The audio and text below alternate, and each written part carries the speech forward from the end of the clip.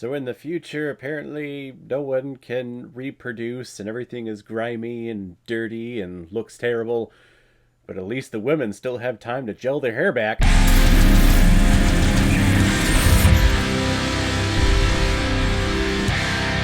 Millennium, released in 1989 and is directed by Michael Anderson, who's also behind such films like The Damn Bustas, Logan's Run, and Around the World in 80 Days. And this film is starring Kris Kristofferson, which is one of the greatest names ever written down on paper, Cheryl Ladd, and Daniel J. Travanti. And the reason why we're talking about Millennium today is because it was a PayPal recommendation and donation from a big contributor and supporter of this channel, David Klimov. Thank you very much once again for this recommendation, getting to finally that bundle that you sent me at the beginning of the year.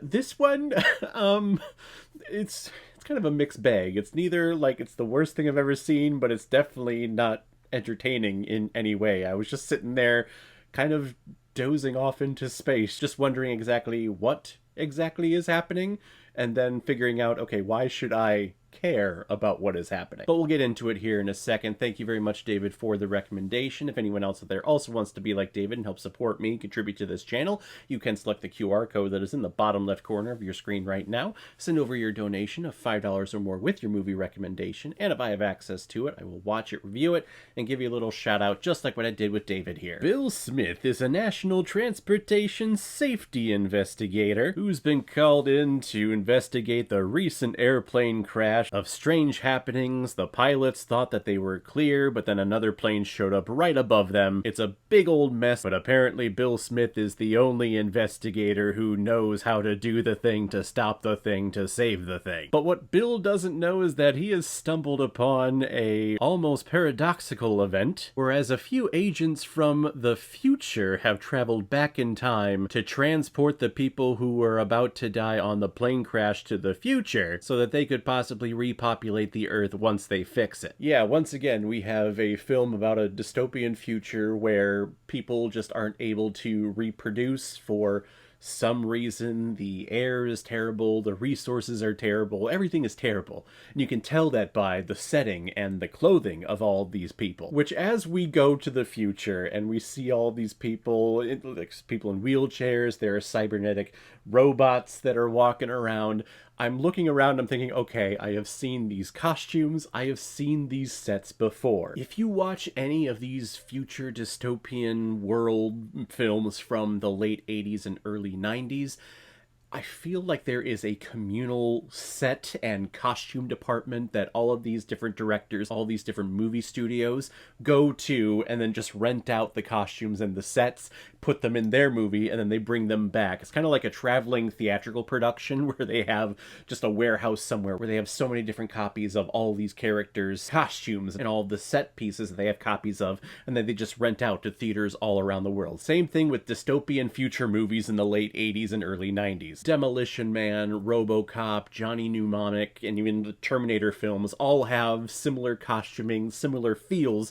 to how they think the future is going to be. Because apparently the future that we were all thinking about in the late 80s and early 90s was just gonna be complete shit. And now that we are in the future, you know, it's not too far off. Now, I am a sucker for any script, for any film that takes me on a journey where we're going down one path, and it seems like, okay, I know where this is heading, I know where these characters are going in their travels, but then all of a sudden we take a hard 90-degree angle and we are going off in a completely different direction.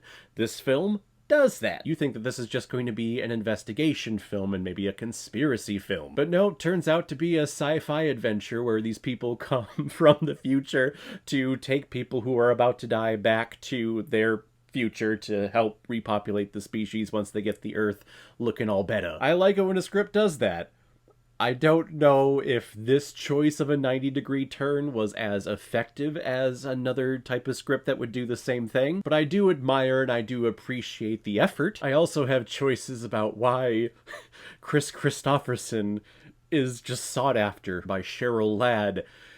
Like, okay, Kris Kristofferson, like, he's a handsome guy, but he is definitely of an older generation, even at this point in 1989.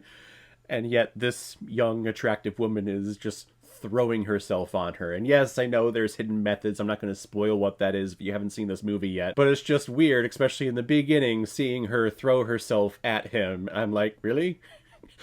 Kris Kristofferson? We're doing this with him? Whistler from the Blade movies?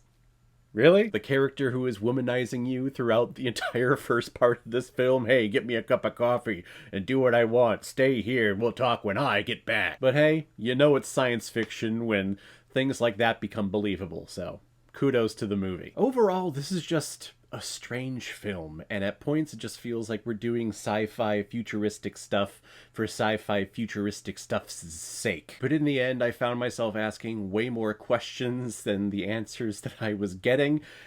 Mainly ask myself, why do you care about any of this, Caleb? But the answer I was giving myself is that I don't care, and that's not a good thing to have when you're watching a movie. I'm going to give Millennium 2.5 out of 5 Blu-rays. I found that if you have a goal, that you might not reach it, but if you don't have one, then you are never disappointed. And I gotta tell you, it feels phenomenal. So guys, if you've seen Millennium, what did you think about it? Or if you've never seen it before and you stumbled across because of this video, then comment below and let me know what you thought about it. And as always, if you like what you see here, if you like my take on movies, then hit the subscribe button and make sure you hit that bell to know the next time I release my next movie review. So guys, I will see you next time on the channel, but in the meantime, be well, be good to each other, and go watch a movie. Take care, guys.